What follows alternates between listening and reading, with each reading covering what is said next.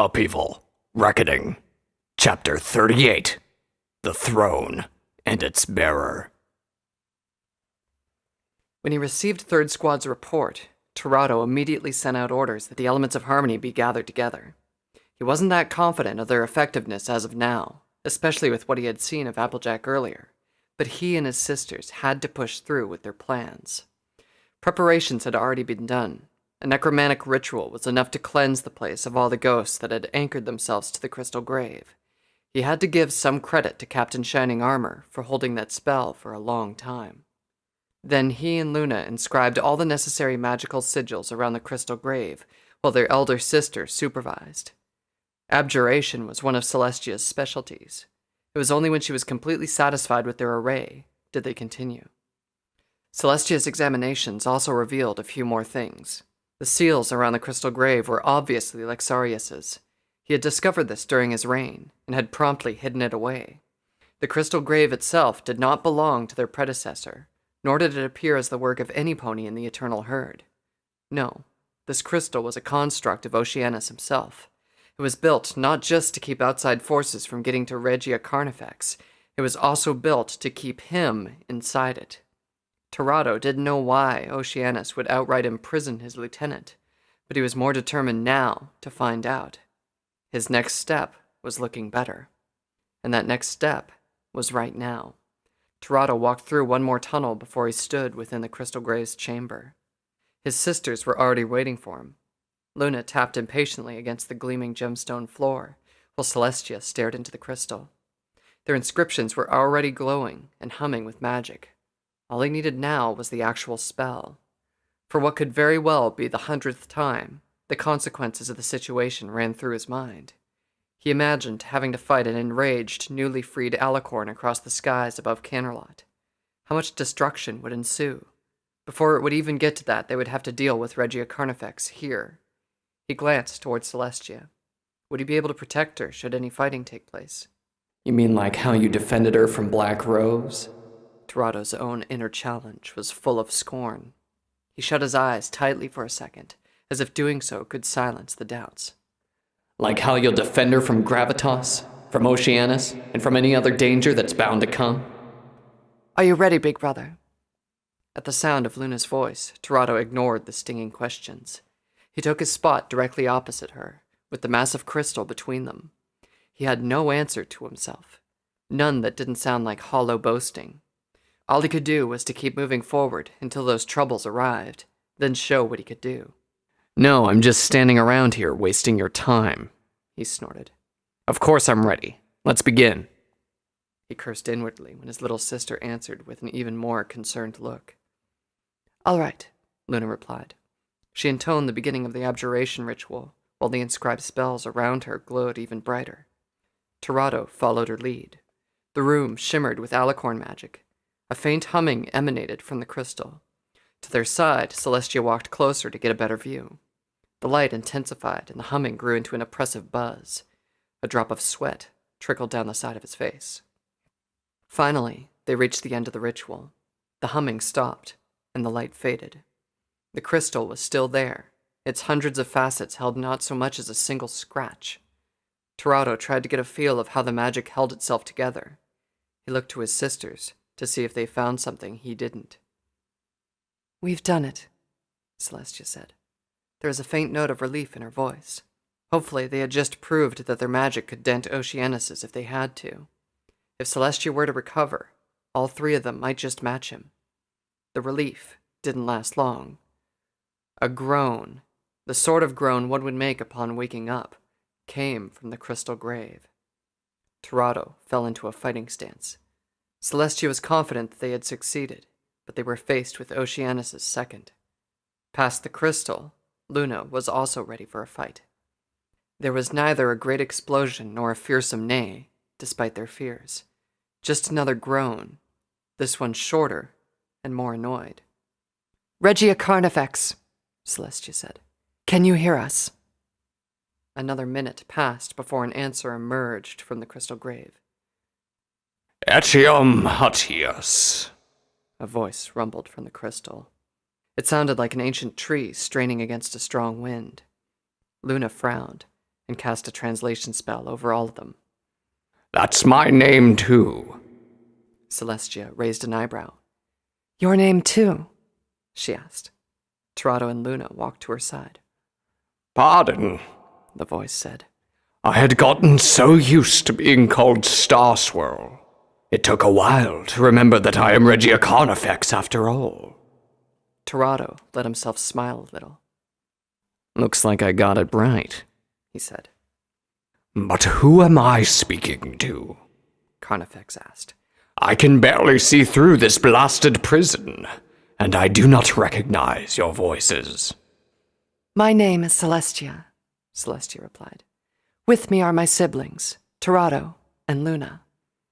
Celestia, Carnifex said. Princess Celestia. Oh yes, I remember now. You're that little pink-maned filly who kept making off with Oceanus's special pastries. That was... Celestia stopped, resuming only when she had restored some dignity in her tone. That was a long, long time ago, Regio Carnifex, she said. We've woken you up for present matters. Of course you have, Carnifex replied. I'm not going anywhere, am I? So ask your questions. None of them replied right away. Now that they had Carnifex's attention, the swarm of possible questions made it difficult to pick the first. Tell us about the foul weapon, Celestia said. What is it? What does it do? How is it activated? It's not for you, Carnifex replied. That's what it is, Princess Celestia. If this is some foolish attempt to follow in the hoofsteps of the pony you all but worshipped before, then give up. Luna stomped a hoof. As if Big Sister would even consider such a thing, she said. All we want is enough information to make sure that no pony gets to use the foul weapon, including Oceanus himself. Such a noble goal, Carnifex replied. Oceanus said noble things too. He may have even meant them at some point. The foul weapon doesn't care. Let no pony ever use it again. You're sounding more and more as if you oppose Oceanus, Regio Carnifex, Tirado said. What's going on here? You should know, given that you've been prodding my cage, Carnifex said. After the fall and the rise of Oceanus's children, I started to disagree with Oceanus over how he treated his newfound progeny. Carnifex chuckled. I knew that he wouldn't take my defiance well, so I had a failsafe ready before confronting him. A created mortal body to retreat into. And that was why you became Star Swirl the Bearded, Celestia said. Yes, Carnifex replied. I had a wonderful time. I would prefer to be Star Swirl, even if I did have to abandon most of my magical power. These mortals, they are such an interesting lot, aren't they? They were the ones that brought your downfall, weren't they? Tirado asked.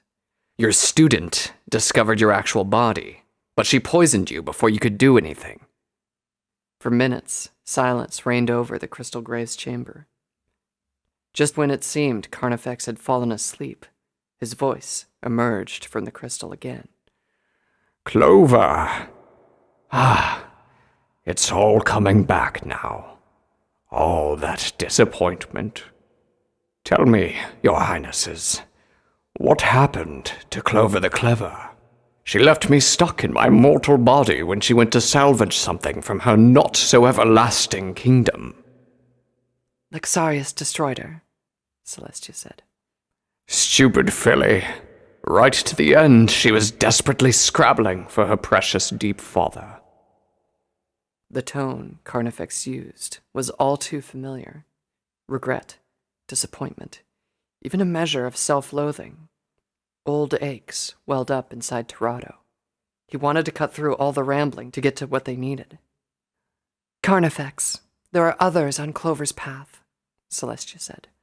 There is another pony trying to acquire the foul weapon. This is why we need your help. I suppose I should be shocked, Carnifex said. Yet, it's to be expected, isn't it? When his children hear Oceanus's call, they all madly dash towards his abyss. I've tried to stop them to no avail. The taint they carry leads them to their fall in the end. Luna's face twisted, and she looked down on her chest. Tirado opened his mouth to say something, but Celestia beat him to it. "No!" Celestia's voice resounded within the chamber. She spoke so vehemently that Tirado didn't dare add anything. Carnifex didn't respond either. "I don't believe it," Celestia continued. "Not even for a second." Her voice softened. "Oceanus did grow wicked, but it was by his choice, not out of any inevitability. His children have that same choice." Celestia suddenly looked towards Tirado and smiled.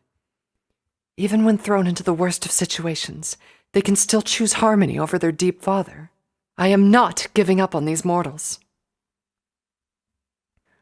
You've come a long way from stealing cakes, Princess Celestia, Carnifex said. Perhaps the succession is in safe hooves with you. Celestia pressed her lips together and looked down at her hooves. "I am not worthy of the throne," she said softly. "Father will have to look to somebody else." You must be, Regio Carnifex said. For you plan to oppose the firstborn in this world, and he has found a throne for himself. What? Luna and Tirado exclaimed at the same time. You've convinced me, at least a bit, Carnifex said. If nothing else, let me tell you what it is. The foul weapon is a throne. That makes no sense. Celestia shook her head. The Eternal Herd has only one throne, and our father and mother are sharing it. There is no other throne. I'm sure that Oceanus thought the same thing when he first found out, Carnifex said. But there is another throne, Highness, and the firstborn draws from it. Did you think he would dare challenge your father with anything less? You said when he first found out. Tirado's eyebrows furrowed. That means that Oceanus didn't create this thing. Where did it come from? That is a mystery, even to me, Carnifex replied. Oceanus might know, although I'm sure he won't share. I can tell you that it is an old thing. Older than Sanctus Dominus's cycle. Likely older than the cycles before that. He paused again. Through all that time, no pony has ever been able to draw from it. Only Oceanus. Then Black Rose will fail, Tirado said, mostly to himself. The throne will only allow one pony to draw from it, and that pony is Oceanus. The throne can accommodate two more, Luna said. A mate picked by the one it has chosen, and an heir from the two. That's how it has always been in the Eternal Herd. And how is that pertinent to the situation? Tirado asked. A snap and a glare followed the tail end of that question, despite his efforts to control himself. The only way Black Rose would be able to draw from Oceanus's throne is if she married him, or turned out to be his... Tirado stopped. We were children of Oceanus, he whispered harshly. It's only in the broadest sense, Celestia said. She put a hoof on Tirado's shoulder. But we shouldn't ignore the possibility, no matter how tenuous the link is. He would still have to choose her, Tirado said. She doesn't even know it's a throne. I must agree with Princess Celestia, Carnifex went on. The likelihood of this Black Rose even catching Oceanus's attention is minuscule. But would you risk even a minuscule chance when dealing with the firstborn's throne? That gambler, was all Tirado could think. He tried to turn his thoughts away to calm himself down. After all that had happened, even with the theft of Celestia's power, Black Rose was his beloved. He didn't want the miserable firstborn to take that away. He tried to console himself with how unlikely the odds were. It didn't help. Not when he was dealing with a mare who seemed able to bend luck itself to her favor. She might just catch Oceanus's attention. King knows she's caught his. The thought made him sick. Big brother, Luna said. She was about to reach a hoof towards him when Celestia spoke. Let us assume that she can find a way to draw from the throne, Celestia said. Black Rose still needs to get to it. Lexarius and the other stewards have sealed the thing up so that even my stolen power can't break into it. Assuming that you're not going to help her, how else could Black Rose get to the foul weapon? It almost sounded as if Regia Carnifex snorted. I would certainly refuse if she was actually polite enough to ask first, unlike my faithful student and her friends. I am trapped inside this crystal, Your Highness. Black Rose only needs to steal me away, and she can use me as she pleased. She can't if you're dead, Tirado said. Tirado, this is no time for your morbid jokes, Celestia said. It's no joke, Carnifex said. He's right. If I'm slain in my alicorn body, no pony will be able to use me. I will not murder any pony as a precaution, Celestia said. Not anymore. Nobler and nobler, Carnifex said. But I've been in this world for too long, Princess Celestia. I've seen plenty of it as Starswirl to be satisfied. Killing me would be a boon. I would be able to return to the Eternal Herd and face judgment for my part in all of this. Who knows? I might even be allowed to rejoin it. At that, Celestia actually looked like she might relent. You're lying, Luna said. You've been tainted by the power of Oceanus. If you are slain here, you go to where he resides, to be tormented forever at his whim for your part in helping us. She put a hoof against her chest and stared at it grimly. Like me. I would thank you for sparing my life, Highnesses, Carnifex said. But your problem remains the same. Let me make another suggestion. And what's that? Celestia asked. Release me, Regia Carnifex said. Clover and Platinum have siphoned nearly all of my magic for their rituals. I may be about as useful as an obsolete book on all the things about the age I lived in, but I want to do something against Oceanus. All three siblings looked to each other quietly. Tirado frowned and shook his head. There was a lack of power coming from Carnifex, who sounded sincere enough, but he wasn't just going to release a prisoner so soon. Though Luna seemed a bit hesitant, he could tell that she did agree with him. Let us think about it first. We will speak some more later, Regia Carnifex. Celestia motioned to her siblings and walked away from the crystal grave. Tirado and Luna followed suit. It was only when the three of them had reached the Chamber of Elements did Celestia speak. Where does all this find us now?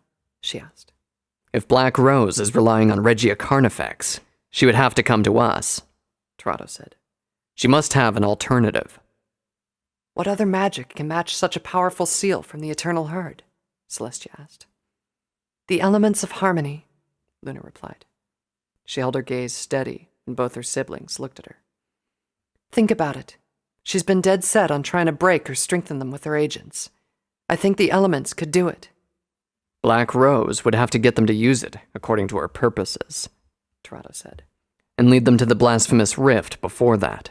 What could she possibly do to... All three of them halted when the resonance of an ominous and familiar presence made itself known. Celestia's face twisted from shock to sheer outrage. Luna and Tirado could only look to her grimly. Gravitas, she said. How dare he? Where is he? Luna asked. And who's with him? Tirado tried to pinpoint the presence. Gravitas had chosen to enter this world, but not to meet Celestia. Otherwise he would have come to Canterlot. He had also tried to enter it as secretly as possible. The magic they sensed wasn't a gate opening, but Gravitas's power already being unleashed. His eyes widened as he followed that power's trail. Skymere Lake, he said. There are two others with him, Celestia said. He must mean to secure the blasphemous rift. Too fast, Tirado muttered. He didn't even bother scouting out this world before coming personally. What could have provoked him to rush his arrival here? A series of urgent knocks cut Tirado's musings short. Enter, he said. A pair of special operations ponies entered and knelt. Highness, one of them said. We've received reports from the ponies observing Skymere Lake. What is it? Tirado asked. He already feared the worst. Several explosions were just seen coming from there. We believe that the changelings are under attack. We have to stop him, Celestia said. He's attacking the changelings without so much as a provocation. It's General Gravitas and likely 2 of his best soldiers, Luna said. Big sister, without your power, it would be 2 against 3. Tirado snorted. Unless we bring the elements of harmony to bear, He said. which would be bringing Twilight Sparkle and her friends to Skymere Lake as Black Rose would want them to be. Celestia shook her head. The elements are not ready, whether it's going to the Blasphemous Rift or against Gravitas. Then keep them here until they are, Tirado said. I will go to Skymere Lake to negotiate with Gravitas. I'll bide for time, maybe even convince him to back off. He's a brute, Celestia said. He could just overpower you and lock you away before making his way here. I'll go with you, big brother, Luna said. No, Tirado said. this is Black Rose's ploy. If we both go, she'll come here and take Regia Carnifex away. She's probably the one who convinced Gravitas to come to the Blasphemous Rift. Devious, Luna said. But this is likely her last ploy. If we defend against this, Big Sister can recover her power.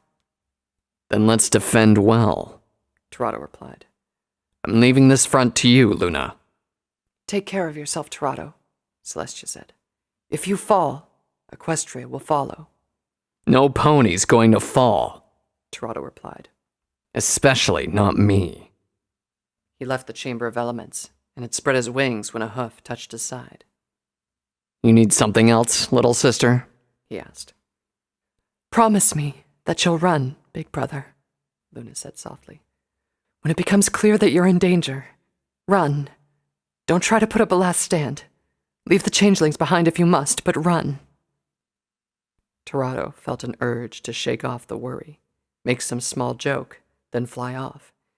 Instead, he turned around and put a hoof on his sister's shoulder. I'll run, He said.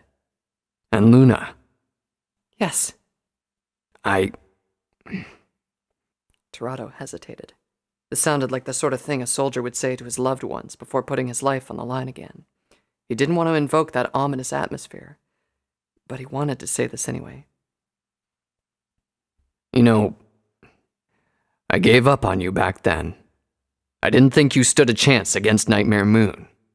If Celestia had agreed with what I had set out to do, you'd be with Oceanus right now.